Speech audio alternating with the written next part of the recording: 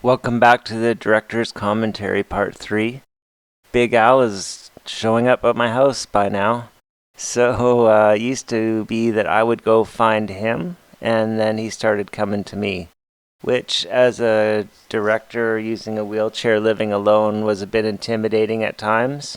So I had to break the boundary and invite Al over for dinner and explain to him that it caused me a bit of fear that he would show up randomly drunk with other friends that I didn't know. Anyways, we worked it out. Yeah, Bobby, that wasn't all you were growing, bro. Oh yeah, someone else did that? No, he was growing something else. It wasn't all flowers. Right. There was something else, something green. It's legal now. Because the warehouse behind him was right full of weed plants. Oh yeah? And he was a caregiver for them.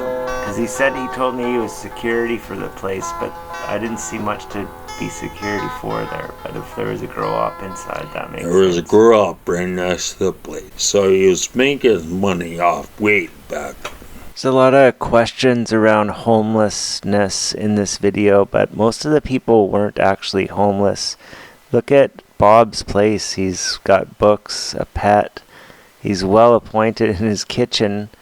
He has saved all the stuff that he needs to cook. He's got all the supplies that he needs. I have cultivated a large number of friends, and I am, without a doubt, the richest person in this area. This video wouldn't have been the same without a character like Bob, R.I.P. You know something? North Shore is just absolutely gorgeous. Like compared to the city, it made sense what Al was saying about living on the North Shore as opposed to downtown.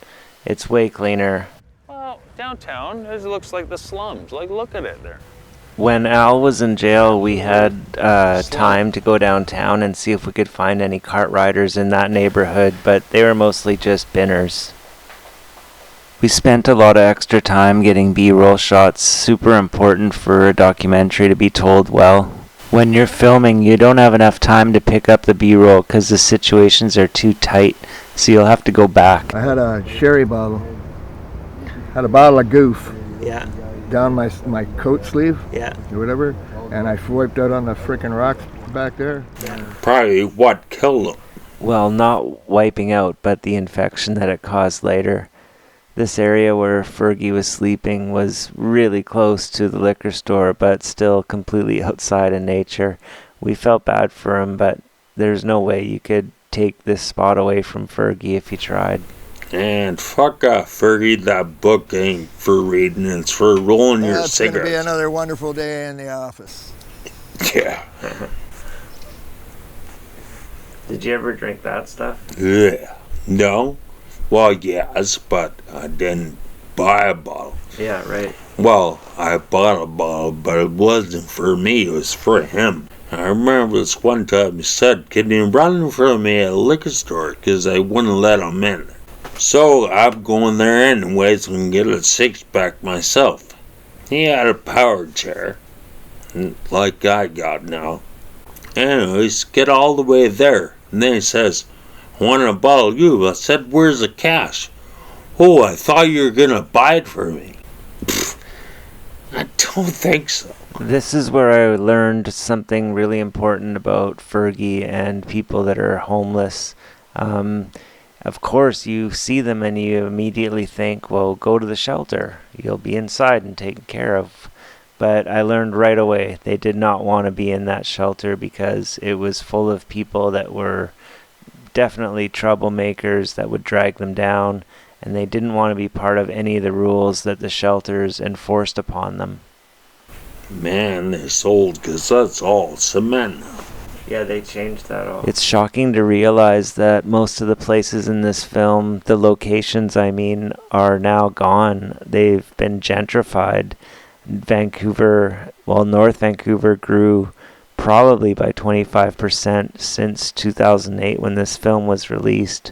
Even myself, I left. I had to move out. I moved to the Gulf Islands. So all these locations are gone now. They're public parks, dog walks, that kind of thing.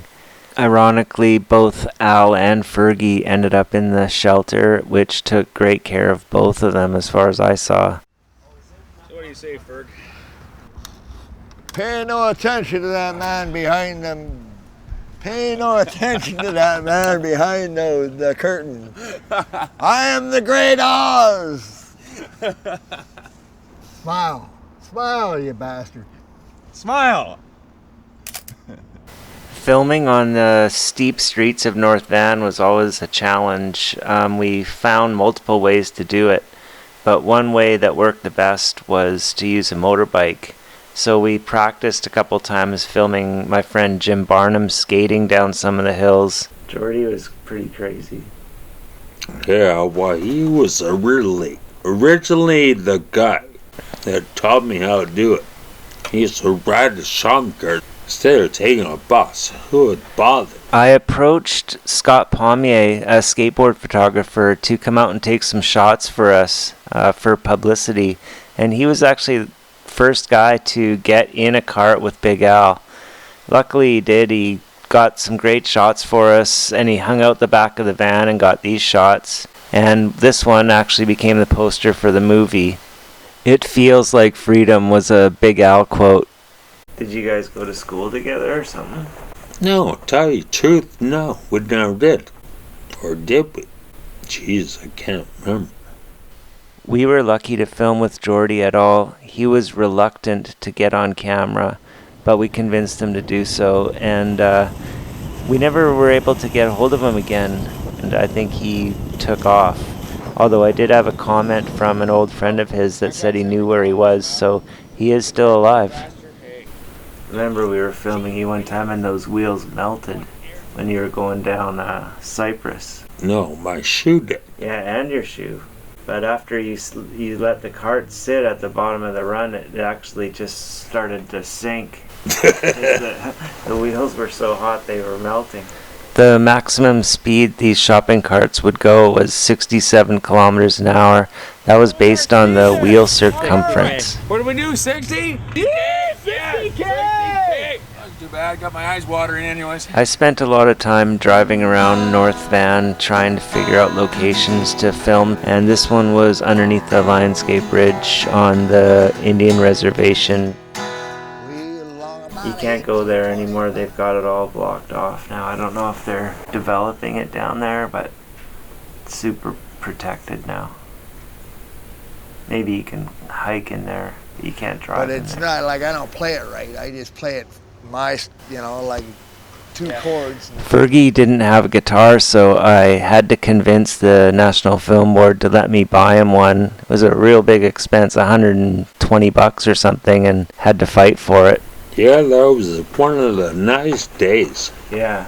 I had just returned from a trip to New York where I picked up a Bape t-shirt, and I'm still embarrassed that I wore it during this shoot. Anyways, we had a super fun day, and Fergie was certainly proud of owning that guitar, and he played it hard. And we got fed, too. Yeah. I think that was the first time when the whole crew got fed. That's true. Didn't we go to Boston Pizza or something? Oh, that's the second time. Oh, okay. No, we had sandwiches down here at the beach. Oh, yeah. How to get these fingers working. Nerve damage is something, I don't know. Yeah. I don't think they can fix that shit. No. Well, you know more about stuff like that. Yeah, at all this filming, I remember you give me cash so I could buy my own beer. We used to buy him beer. Right. And give him money. Because he seemed like less able to do it. Because Yeah, he wasn't you walking don't. around that well. Even then, he could barely walk around. Because I was taking up these guys' time, I always compensated for the amount of money they would have made bottle picking while we were filming. So, you know, if we were out for 4 hours filming, they probably would have made 20 or 30 bucks. So I gave them 20 or 30 bucks. It's kind of not something you do in documentaries. You're not supposed to pay the people you film, but I figured equal compensation was worth it.